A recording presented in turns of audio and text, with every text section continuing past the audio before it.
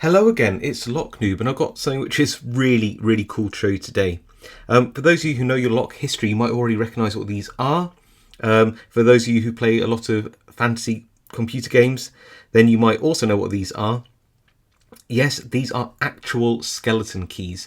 They're the kind of skeleton keys that you'd use on old latch locks or rim latches or warded locks. These are skeletonized keys designed to open up those types of locks. Now, before seeing this set, the only time I've ever seen them is various antique sets and sets in books. These skeleton keys, these skeletonized keys, and to my knowledge, and again, if I'm wrong, please tell me in the comments. To my knowledge, I don't know of any other commercial brand who make still a set of warded lock skeleton keys like this, other than Vent, who were kind enough to lend me this set so I could do a review with it.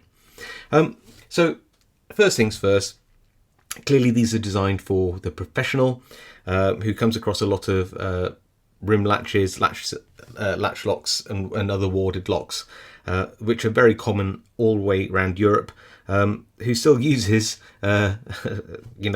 low security latch locks on sheds and internal doors, as well as has quite a lot of old warded locks still in circulation. So it's probably going to make a lot of noise as I pick it up, but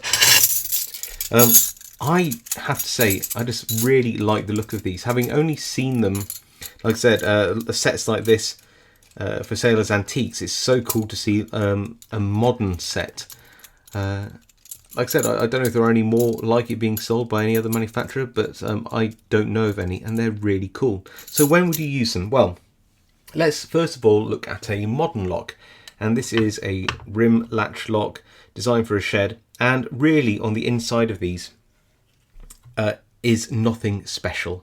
Let's quickly look inside the back of this modern rim latch, which is often used as a secondary lock in a shed, and you'll see that there are only really two parts to it. There are two, let's for the sake of argument call them levers, which you can, top and bottom, lifting either one of them will allow this bolt assembly to be slid back. All you have to do is move them out of the way by inserting a key, and the key will push this up and engage with a talon in the bolt assembly, which is that gap just there, which will drag this bolt assembly back once it's, can you see how moving the bottom one will move the top as well, and it'll allow the bolt assembly to slide when you turn the key. That's really all there is to this kind of lock. So from this big bunch of skeleton keys, for a latch lock like this, I would choose one which had the appropriate depth in terms of height and width, so that we can go in,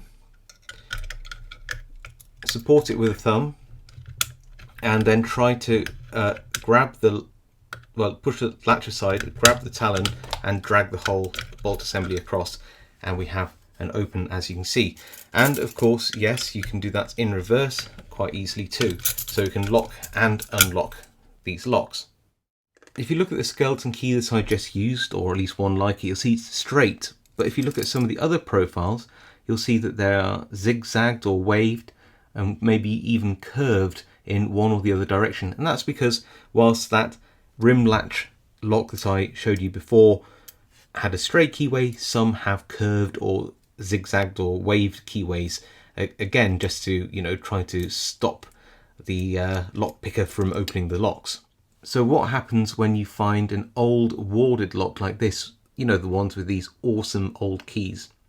Well, let's pop the back off this one and we'll see how that works. So as you can see, really the inside of these locks isn't very complicated, or often isn't. But what you have is a warding plate in here, and that corresponds to the shape on the key. If you look there, you can see how it actually has sort of some piece of metal there in a cross shape, which correspond to the cutouts on the key. If I insert the key in like this and turn it, you'll see that it has to pass through that warding plate. It can grab the talon in the bolt. If I get that just right, I might need to support it with my thumb, and then it'll retract the bolt across. Clearly for a lock like this, you're going to have to use a skeleton key, which has been skeletonized so it doesn't have all this fancy warding in the middle. And what it can do is just pass through any of the shapes which might be cut into that warding plate in the lock. If I just get it in there right, you'll be able to engage with the latch and pull the bolt across, and we have an open. Pretty cool, huh? So clearly, for a locksmith who deals with this type of lock, this is a really, really cool set. It's got loads and loads of skeleton keys in here, all designed to, try to offer an approach to a lever latch lock or an old warded lock. Clearly, there might not be one for every lock out there, especially some extremely complicated old antique locks, but for more simple locks, these are ideal. What would this set you back? Well, remember, these are for the professional and priced accordingly. So this comes in about 98 euros, or I think that's 83 pounds or 115 US dollars.